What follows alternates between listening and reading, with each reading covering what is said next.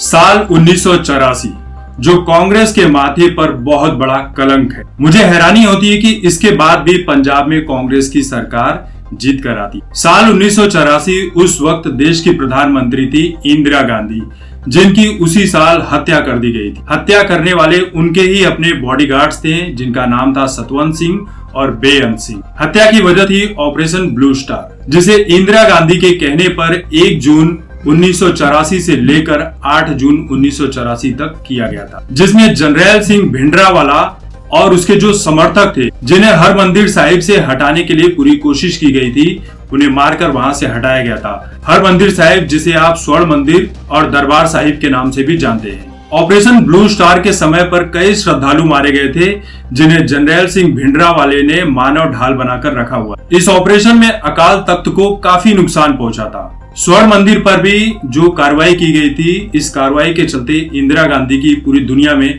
सिख समुदाय ने बहुत ही कड़ी निंदा की थी और इन बातों से सिख समुदाय नाराज हो, जिसके बाद इंदिरा गांधी को जान से मारने की धमकी तक मिली थी। इंदिरा गांधी के जितने भी सिख बॉडीगार्ड्स थे, जो भी उनके करीब थे, उनकी सुरक्षा में लगे हुए थे, उन सभी को तुरंत ही हटा दिया गया। लेकिन जब ये बात इंदिरा गांधी को पता चली तो इंदिरा गांधी ने कहा कि मुझे सिख बॉडीगार्ड्स ही चाहिए, वरना जनता में गलत मैसेज जाएगा, खासकर सिख समुदाय में।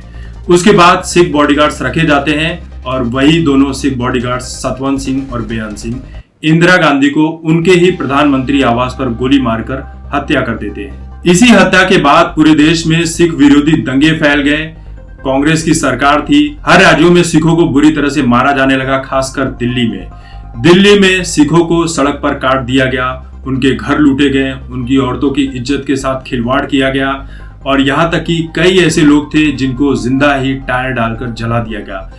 इस दंगे में जो सिख मारे गए उनकी संख्या हजारों में थी, जिसका केस कई साल तक चलता रहा। इस दर्द को सिख समुदाय आज तक नहीं भूल सका है। इस दंगे के बाद राजीव गांधी ने एक बयान दिया था जो आज तक चर्चा में है और इसी को लेकर कई बार राजनीतिक मुद्दों में लड़ाई भी होती है। राजीव गांधी ने कहा था कि जब कोई बड़ा पेड़ गिरता है तब धरती हिलती है। यानी उनका कहने का जो मतलब था, इंदिरा गांधी बहुत बड़ा पेड़ है और ये जो दंगे हुए दिल्ली में सिखों को मारा गया, ये धरती हिलने का ही रूप है। इस तरह की चीजों को लेकर जो विपक्ष है कांग्रेस के ऊपर आज तक हमले करते रहता है। इस दंगे का पूरा आरोप कांग्रेस के ऊपर लगा।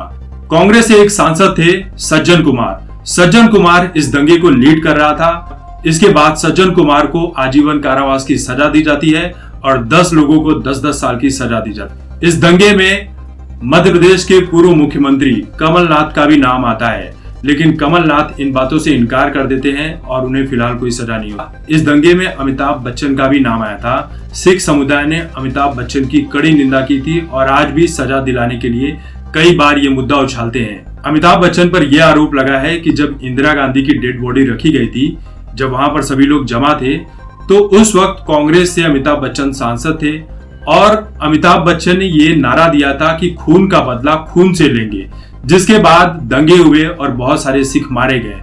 लेकिन अमिताभ बच्चन आज भी इन बातों से इनकार करते हैं कि मैंने ऐसी बात कभी नहीं कही थी। लेकिन आप वेबसाइट उठाकर देखेंगे, न्यूज पोर्टल्स उठाकर देखेंगे, तो वहां पर इसी डायलॉग के साथ अमिताभ बच्चन को कोसा जाता है। और इन्हीं चीजों को लेकर पिछले कुछ दिनों जब अमिताभ बच्चन की 2 करोड़ की सहायता राशि जो कोरोना के लिए उन्होंने रकाबगंज गुरुद्वारा साहिब में दी थी, उसे वहां के सिखों ने लौटा दिया था। उनका यही कहना था कि हम किसी हत्यारे के हाथ से ये धनराशि नहीं ले सकते। अब जिस दंगे में कांग्रेस का हाथ था, जो कांग्रेस का सांसद इस दंगे को लीड कर रहा था, जिस दंगे में सिख समुदाय के लोग मारे जाते हैं, अब उसी को लेकर एक वेब सीरीज हॉटस्टार पर आ रही है, ग्रहण, जिसका ट्रेलर देखने के बाद सिख समुदाय पूरी तरह से नाराज हो गया है और इस पर बैन लगाने की मांग कर रहा है। हालांकि हमारे देश में बैन जैसी शब्द सिर्फ मजाक का एक शब्द बनकर रह गया, बैन लगता ही नहीं है। इस तरह की चीजों को हटाया ही नहीं जाता। इस वेब सीरीज में दिखाया गया है कि एक सिख किरदार है जिसने अपनी दाढ़ी और मूछें कटवाकर उस पूरे सिख विरोधी दंगे को अंजाम दिया है, उस दंगे को लीड किया है। सिख समुदाय को मानने वाले सिख समुदाय के ही लोग थे, उन्होंने ही नरसंहार किया था। इस तरह की बातें वेब सीरीज में दिखाई जा रही है। उस दंगे की जांच उसकी ही लड़की, जो सिख जिसके ऊपर इल्जाम लगाया जा रहा है, उसकी ही लड़की उस दंगे की जांच करती है, जो कि IPS ऑफिसर है। जब उसे पता चलता है कि उसके पिता का ही हाथ है तो वो सदमे से भर जाती है। अब आप सोच सकते हैं कि अपनी इमेज को चमकाने के लिए कितना बड़ा हथियार इस्तेमाल किया गया है वेब सीरीज के नाम पर। इसलिए कहा जाता है कि बॉलीवुड इस देश के नाम पर बहुत बड़ा ग्रहण है, बहुत बड़ा धब्बा है, जिसकी फिल्मों और वेब सीरीज की फंडिंग अंडरवर्ल्ड से की जाती है ताकि इंडिया में चीजों को मैनिपुलेट करके दिखाया जा सके।